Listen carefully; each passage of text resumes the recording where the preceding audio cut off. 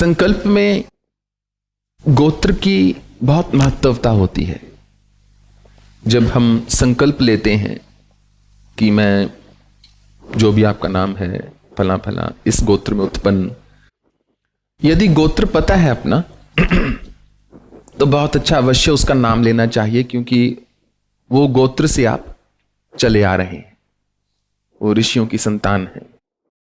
यदि गोत्र नहीं मालूम तो बिना उसके भी चलेगा, बिना गोत्र के भी चलेगा। अन्यथा आप ओम लगा सकते हैं, प्रणव लगा सकते हैं, नारायण गोत्र लगा सकते हैं, क्योंकि सभी उसी ईश्वर की संतान हैं। या कुछ भी नहीं पता तो प्रणव ओम लगाकर ओम आपका गोत्र हो जाता है। अब अगला है 17th जो स्टेप है, 17वां, वो है मंत्र श्वास। जो भी हम करते हैं मंत्र साधना में, एक बार फिर से दोहराऊंगा, जितना अधिक भाव होगा उतनी तीव्रता से आपको प्राप्ति होगी। हम आज एक किन्हीं से मिले, वो उनको जाना था, तो उन्होंने हमसे कहा कि स्वामी जी देखिए, ऐसा है कि मैं आपसे ऑनेस्टली बोल रहा हूं, ये 24 लाख तो मुझसे होगा नहीं, ये 24 लाख मंत्र जब मुझसे तो होगा नहीं। आप बताओ थोड़ा सा, कोई फास्ट मार्ग बताओ, कोई थोड़ा सा जल्दी जो हो जाए, 24 लाख मुझसे तो होगा नहीं, तो कोई और मार्ग बताइए। हमने बोला वही बता रहा हूं, इस शिविर में मार्ग ही तो बता रहा हूं जहां तक मुझे लग रहा है। हो सकता है सुनने वालों को कुछ और दिख रहा हो। जहां तक मुझे पता है, अपनी बुद्धि से, अपनी समझ से, मैं तो मार्ग ही बताने का प्रयत्न कर रहा हूं। तो उन्होंने कहा स्वामी जी, ये यज्ञ तर्पण मार्जन मैंने सब किया हुआ है, मुझे पता है उसका, तो 30-31 हजार मंत्र ठीक रहेगा। वो इतनी जल्दी में ही थे जितनी जल्दी मैं बोल रहा हूं। इसको 1.5x स्पीड पे कर दीजिए आप, तो फिर आपको मेरी बात नहीं समझ आएगी, इसलिए मैं थोड़ी कम स्पीड में बोल रहा हूं। वो सब मैंने किया, उस समय तर्पण मार्जन मैंने एक्चुअली 3-4 पुरुष चरण किए, उन्होंने मुझे बोला। तो मैंने उनको बोला, आप किस प्रकार का लाभ ढूंढ रहे हैं? साधना लाभ के लिए नहीं, हानि के लिए नहीं, साधना केवल ईश्वर की प्रार्थना के लिए की जाती है। हानि लाभ के लिए तो सारे जगत के भौतिक ट्रांजैक्शंस हैं ही हैं। तो आपने क्यों इसको ऐसा बना दिया है? हमने उनसे कहा, इसको खेल बना दिया है आपने, ये कोई गिनती की बात नहीं है। तो फिर उन्होंने बोला, हाँ जी मैं समझ गया, ठीक है, मैं चलता हूं। तो मैंने कहा, आप जा रहे हैं ना जाने, ये मुझ पर कृपा है या आप पर? नहीं, हमने ऐसा नहीं बोला, ना ही मैं किसी सरकास्टिक वे में उनका कोई व्यंग। सिर्फ एक बात आपसे शेयर कर रहा हूं कि मनुष्य का मन कैसे काम करता है। क्या ये जरूरी है हर चीज में हमको लाभ ही हो? क्या हम हर चीज लाभ के लिए करते हैं? मनुष्य सिगरेट क्या लाभ के लिए पी रहा है? दारू क्या लाभ के लिए पी रहा है? सिर्फ बेचने वाले को लाभ हो रहा है, पीने वाले को तो कुछ नहीं हो रहा। तो लाभ और हानि से थोड़ा सोच को हटाना होगा। ये बहुत घातक द्वंद्व है कि मेरा फायदा ही फायदा हो हर चीज में। ये नफा नुकसान की बात नहीं है। जपना है तो जपो, नहीं तो भगवान तो आके कुछ पिस्तौल रख नहीं रहे यहां पे कि मेरा जप करो नहीं तो उड़ा दूंगा। आनंद लेना चाहिए जप का। हर समय नहीं आ सकता आनंद, माना, परंतु यदि आप संकल्प से चलेंगे तो बहुत समय आएगा आनंद। तो मंत्र श्वास जो है, यह मंत्र शुद्धिकरण के लिए किया जाता है, स्वयं के शुद्धिकरण के लिए किया जाता है। पहले हमने सबसे पहले आचमन लिया। जो आचमन है वो शरीर में जाएगा, हमारे अमाशय में जाएगा, पेट में जाएगा, फिर उसके बाद शरीर में पहुंचेगा। परंतु जो कोई भी चीज सूंघने वाली होती है वो नासिका के द्वारा सीधा मस्तिष्क में जाकर प्रभाव करती है। जो जैसे वो ड्रग्स होते हैं जो स्नोट करके लिए जाते हैं, वो सीधा they hit your brain right away. होता है ना ऐसा।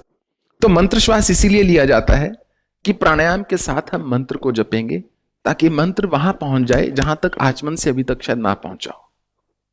वो तरंग जो है मंत्र की, वो मस्तिष्क के उस कोने तक पहुंच जाए, क्योंकि हमको ले देकर मस्तिष्क को ही शांत करना है।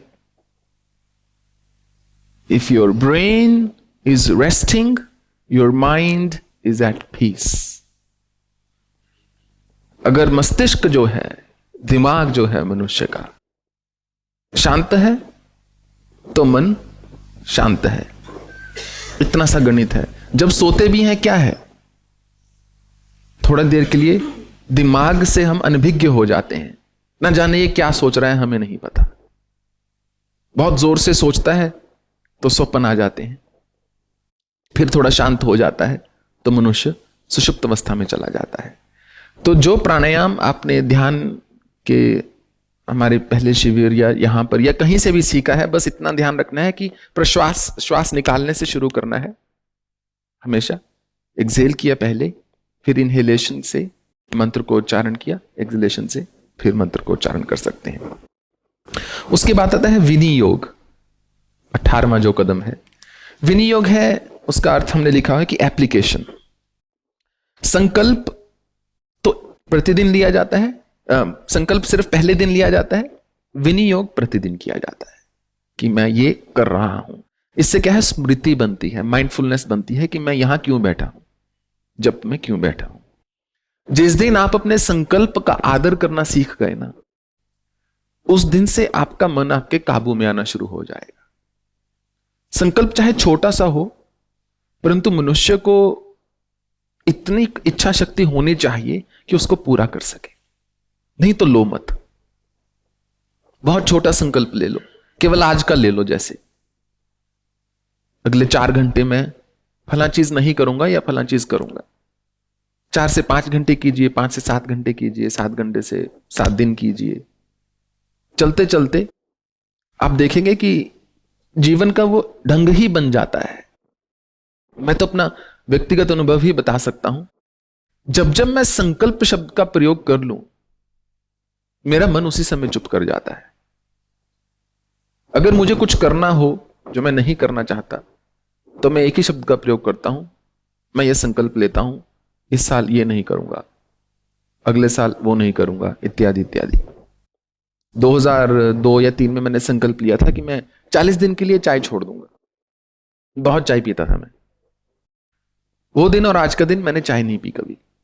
40 दिन के लिए छोड़ी थी, और आप गणित लगा लीजिए कितने वर्ष हो गए। पर फिर मैंने कॉफी शुरू कर दी बहुत ज्यादा, तो चाय की बजाय मैंने कॉफी लेनी शुरू कर दी। 2005 में मैंने कहा कि मैं जो भी कोल्ड ड्रिंक्स होते हैं ना, फिजी ड्रिंक्स, सिर्फ स्पार्कलिंग वाटर को छोड़ के मैं नहीं पीऊंगा। 12 वर्ष हो गए हैं, मैंने नहीं पिया। बिना उसके पिज्जा खाया, बिना कोक के, कभी खा के देखना, मजा नहीं आता बिल्कुल। फिर 2007 में मैंने सोचा कि मैं 40 दिन के लिए, मैंने 2 हफ्ते के लिए सोचा था पहले, फिर बढ़ा के उसको 6 हफ्ते कर दिया था, मैं कॉफी नहीं पीऊंगा। और आज 10 वर्ष होने को आए हैं, मैंने कॉफी को हाथ नहीं लगाया। संकल्प मैंने छोटा लिया था, 40 दिन का या 6 हफ्ते का या 2 हफ्ते का, परंतु उसको एक्सटेंड कर दिया। उसके बाद जरूरत ही नहीं पड़ी। एक ऐसा समय आया था कि क्लाइंट के साथ मीटिंग में बैठे, कुछ पीने को नहीं। वाइन आप नहीं पियोगे, दारू आप नहीं पियोगे, चाय आप नहीं पियोगे, कॉफी आप नहीं पियोगे, दूध तो मंगाने से रहे, 1 कप दूध दे दीजिए। शुक्र उन्होंने कभी ये नहीं पूछा बॉटल में डाल के दे दो। तो सिर्फ पीने को पानी रह गया था, या ज्यादा से ज्यादा हॉट चॉकलेट। हॉट चॉकलेट बहुत ही कम लोग अच्छी बनाते हैं, बाहर जाके ट्राई मत करना। चाय कॉफी ठीक है, बट एनीवे, मेरा पॉइंट है कि जब आप संकल्प छोटा लेते हैं ना, और उस संकल्प को पूरा करते हैं, वही एकमात्र ढंग है जो मुझे पता है जिससे इच्छा शक्ति को बहुत बल मिलता है। फिर अगली बार क्या होता है, जब आप संकल्प शब्द का प्रयोग करते हैं, मन बोलता है, अरे इस व्यक्ति से उलझने का कोई फायदा है नहीं, ये जब बोल देती है या बोल देता है संकल्प, तो ये पीछे हटने वाले हैं नहीं। एक संकल्प जब हो तो ऐसा रखना चाहिए जो पूरा कर सको। मान लीजिए आपने बोला सिर्फ मैं प्रतिदिन 10 मिनट एक्स करूंगा, जो भी वो एक्स हो, तो रात के चाहे 12 बज जाएं, उसको करके सोना है। क्योंकि 10 मिनट की नींद कम होने से कोई नहीं मरा आज तक, तो कुछ होने वाला नहीं है। 10 मिनट कम ले लो नींद, पर वो करो जो सोचा है, जो ठाना है उसको करो। तो उससे आप दृढ़ होते चले जाओगे, बलवान होते चले जाओगे। यदि महादेव जो हैं भगवान आशुतोष, यदि वो 60-60 हजार वर्ष समाधि में बैठे रहते हैं, तो कहीं ना कहीं संकल्प की शक्ति से ही वो बैठे हुए हैं। ऐसा नहीं हो सकता कि उनको कभी ठंड ना लगी हो कैलाश में, कभी बर्फीला झोंका आके उनकी आंखों पर भी बैठा होगा, परंतु उन्होंने संकल्प लिया है मैं उठने वाला नहीं, मैं जा रहा हूं समाधि में। और संकल्प, जिस दिन आप संकल्प की परिभाषा धारण कर ली ना आपने, उस दिन से आपकी साधना संपन्न समझो। क्योंकि साधना भी इसीलिए है कि संकल्प इतना बलवान हो जाए कि आपने संकल्प ले लिया कि मां जगदंबा तुम्हें नीचे उतर के मुझे दर्शन देना है, तो मां को भी आना पड़ता है। संकल्प ले लिया कि मैं एक आसन में बैठा हूं, फिर चाहे शरीर कट जाए, हिलने वाले नहीं। अचल होकर, जिसको बोलते हैं पाषाणवत, जड़वत, पत्थर जैसे पड़ा है, चट्टान पड़ी है, जहां आसन लगा दिया वहीं बस बैठ गए, हिलना नहीं। तो शुरू में तो नो डाउट कि बहुत मुश्किल आएगी, बहुत दर्द होगा, दुख होगा, कष्ट होगा, पर कितनी देर? अगर आप शरीर को व्यायाम, कसरत कर रहे हैं और भोजन दे रहे हैं, तो फिर कोई बहाना नहीं रह जाता एक आसन में ना बैठने का। हाँ, जिसकी मेडिकली प्रॉब्लम है, इश्यूज हैं, तो आप जिस पोजीशन में कंफर्टेबल हो उसमें बैठना शुरू कीजिए। और मंत्र जब तो है ही बहुत सुगम, उस ढंग से देखा जाए जैसे मर्जी बैठ जाओ, बस थोड़ा सा मन को मंत्र में लगाना है और कुछ भी नहीं। उसके बाद आती है कर शुद्धि। कर शुद्धि में आपने जल लेना है और मंत्र को बोलते हुए एक बार हस्त को प्रक्षालन कर लेना है, हाथ को धो लेना है। दिस इज योर कर शुद्धि। उसके बाद न्यास है। तो 5 हमारी उंगलियां हैं हाथ की। कितनी उंगलियां हैं? गलत, 4 उंगलियां हैं, एक अंगूठा है। चलो 5 लगा लो आप। 5 उंगलियां हैं हमारी, और एक करतल पृष्ठ होता है। ये करतल है, ये हाथ का अग्रभाग है, ये पृष्ठ है, पिछला भाग। करतल, कर पृष्ठ। तो एंग अंगुष्ठाभ्याम नमः। तो अंगूठे जो हैं, पहले हम अंगूठे से न्यास शुरू कर रहे हैं, यह ब्रह्म का प्रतीक है। इसको इसके बेस पर लगा लेना है तर्जनी के, एंग अंगुष्ठाभ्याम नमः। ठीक है ना? तो ऐसे करना है, मैं आपको इसलिए ऐसे करके दिखा रहा हूं ताकि आपको दिख जाए। तो हम ऐसे करेंगे। सो एंग अंगुष्ठाभ्याम नमः, फिर ह्रीं तर्जनाभ्याम नमः, श्रीं मध्यमाभ्याम नमः, एंग अनामिकाभ्याम नमः, ह्रीं कनिष्ठकाभ्याम नमः। फिर हाथ को ऐसे करने का विधान है। वैसे 2-3 तरह के हैं जो आपको कंफर्ट। एक तो इस दाएं हाथ को ऐसे किया, करतल पृष्ठाभ्याम नमः। कुछ ऐसे करते हैं, ऐसे करके ऐसे, फिर ऐसे। रोटी मत पकाना शुरू कर देना, ठीक है ना? तो एंग रिंग श्रीं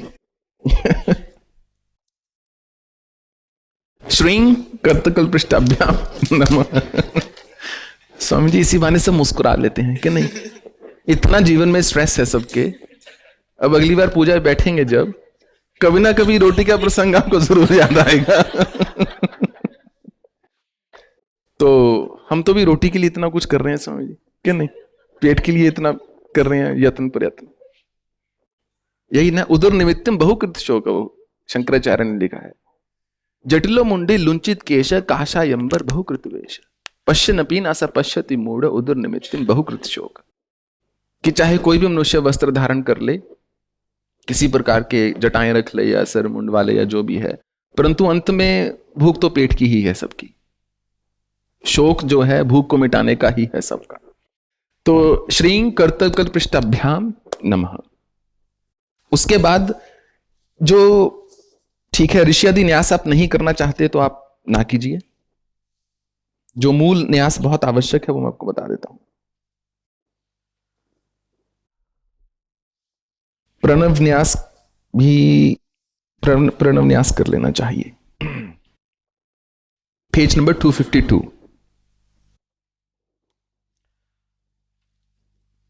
तो इसको कैसे करना हमको बता देते हैं।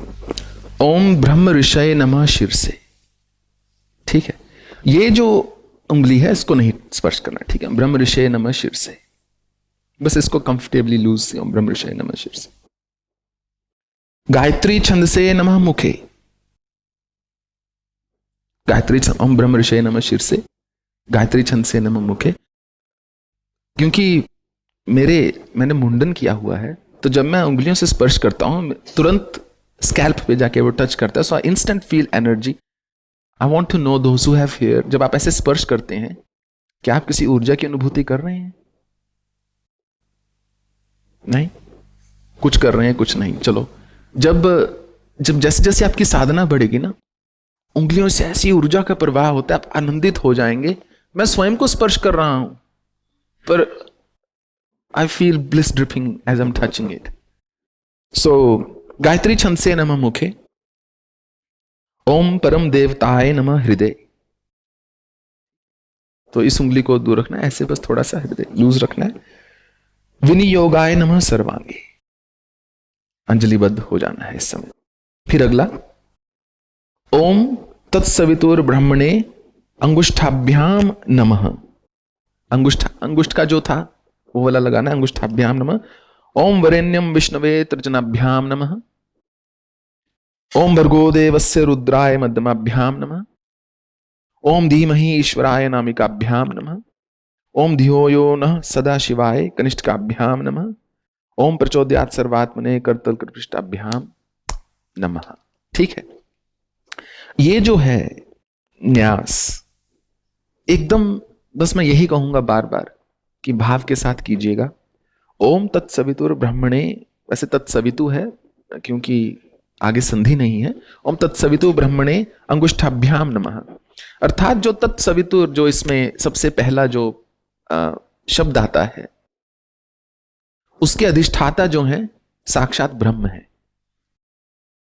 ओम वरेण्यम विष्णवे तर्जनाभ्याम नमः। वरेण्यम के हैं श्री विष्णु। ओम भर्गो देवस्य रुद्राय, फिर रुद्र भगवान शिव। धीमहि ईश्वराय, धीमहि के जो हैं ईश्वर हैं। धियो यो नः सदा शिवाय, जो धियो यो नः इसके अंदर सूत्र है, उसके जो अधिष्ठाता हैं वो सदाशिव हैं स्वयं। और ओम प्रचोदयात् सर्वात्मने, जो सर्व जग की एक आत्मा है जो इन सबसे बनी है, वो प्रचोदयात्। क्योंकि प्रचोदयात् का हमने आपको अर्थ बताया था, जिससे मूवमेंट है, जिससे स्पंदन उत्पन्न होता है, क्रियाशील है जो भगवान जो है। सृष्टिकर्त्री ब्रह्म रूपा, गोप्त्री गोविंद रूपिणी, संहारिणी रुद्र रूपा, तिरोधान करी ईश्वरी। के मां जो है सृष्टिकर्त्री ब्रह्म रूपा, ब्रह्म बनकर ही सृष्टि की रचना करती है। गोप्त्री गोविंद रूपिणी, और पालन करती है गोविंद बनकर। सृष्टिकर्त्री ब्रह्म रूपा, गोप्त्री गोविंद रूपिणी, संहारिणी रुद्र रूपा, संहार करती है रुद्र बनकर। और तिरोधान मां करती है सदाशिव बनकर, समापन समेटना उसको।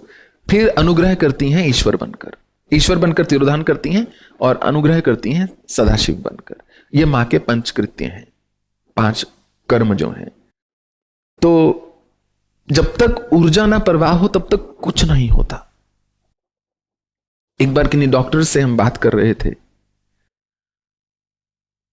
तो बातों में बात चली, तो हमने पूछा कि, या उन्होंने पूछा था, मुझे याद नहीं अब, क्योंकि 5-7 साल पुरानी बात है, कि शरीर में जो ऊर्जा है, जो ताप है, वो किस चीज से है? शरीर में उदर में अग्नि बनती है, जठर अग्नि बनती है, वैश्वानर, वो किससे है? उन्होंने बोला रक्त से है, ब्लड सर्कुलेशन से है। पर वो कैसे है? वो है प्राणवायु से। जब तक प्राणवायु का संचार है तब तक उधर आपका भोजन को पचाएगा। आपका शरीर मृत हो चुका है, यदि प्राणवायु का संचार बंद हो चुका है, फिर आप चाहे वेंटिलेटर लगा दीजिए उस व्यक्ति के, उसको सारा भोजन दे दीजिए, चाहे ग्लूकोज चढ़ा दीजिए, कुछ भी शरीर जो है पचा नहीं सकता। तो प्राणवायु जो है, जो इनफैक्ट 5 प्रकार की वायु है या 10 प्रकार की, उसका मूल देवी ही है, क्योंकि वो वायु सदा गतिमान होती है। वायु में हमेशा गति होती है। जो संचार है प्राण वायु का या व्यान वायु का या उदान वायु का, समान वायु का, उसमें हमेशा गति होती है। अगर आप अपने निजी जीवन में भी श्वास के साथ यदि मंत्र को जपना शुरू कर देते हैं तो वो मंत्र जो है कोने कोने में जाकर पहुंच जाता है आपकी चेतना के। फिर उसका प्रभाव जो है अलग मिलता है आपको। तो ये न्यास बहुत आवश्यक है। और उसके बाद षडांग न्यास मंत्र का ये तो करना होता ही है, बहुत सरल है। आप 4-5 बार करेंगे तो सब कंठस्थ हो जाएगा। ओम तत्सवितु ब्रह्मणे हृदयाय नमः, हृदयाय नमः, ठीक है। ओम वरेण्यम विष्णवे शिरसे स्वाहा, तो हम यहां पे रखेंगे माथे पे। यहां पे जो षडांग न्यास में शिर से यहां पे रखा जाता है, क्योंकि हमको आगे चलकर शिखाए पर यहां रखना है, फिर कंफ्यूजन होता है। नहीं तो रख सकते हैं यहां, बट ये नॉर्मल ट्रेंड है या ट्रेडिशन है। ओम भर्गो देवस्य रुद्राय शिखाय वश, इसमें अंगूठा जो है ऐसे लगा लिया जाता है। ओम धीमहि ईश्वराय कवचाय हूं, ये कवच। ओम धियो यो न सदा शिवाय नेत्रत्राय वोषट, 3 नेत्र हैं हमारे। सो एक तर्जनी, एक अनामिका, एक मध्यमा, मध्यमा सेंटर में बीच में आएगी, फिर ऐसे नेत्रत्राय वोषट, ऐसे आपको करना है। ओम प्रचोदयात सर्वात्मने अस्त्राय फट, ये हाथ ऐसे करके ऐसे करना होता है, ठीक है ना। एक बार हाथ घुमा के, दाएं हाथ को घुमा के बाएं से लाना है। ये एक चीज होती है साधना में, ना जाने मैंने यहां बताई है या नहीं, जिसको दिक्बंधन बताया जाता है। दिक्बंधन होता है दिशाओं का बंधन। जब हम कोई भी देवी की साधना करते हैं तो अक्सर हम दिक्बंधन करके बैठते हैं। ये केवल मैं अनुभूति से बोल सकता हूं और मेरे पास इसका कोई साइंटिफिक बेसिस नहीं है, पर दिक्बंधन करने से वास्तव में आपका ऐसा कवच तैयार होता है एक, कि आप भयंकर से भयंकर जगह में बैठ के साधना कर लीजिए, ना जाने कौन सी दृश्य शक्ति आपकी रक्षा करती है, आपकी साधना को खंडित नहीं होने देती। मेरा यह व्यक्तिगत अनुभव रहा है। उसके बाद जो बाकी का है वो आपको करने की, मैं ये तो नहीं कहूंगा आवश्यकता नहीं, पर ऑप्शनल पेपर है। आपका मन किया तो आप कर लीजिएगा, और उसको इट्स वेरी सिंपल, जैसे लिखा है वैसे उसको करना है। ओम भूर्भुवः स्वः तत्सवितुर्वरेण्यं भर्गो देवस्य धीमहि धियो यो नः प्रचोदयात्।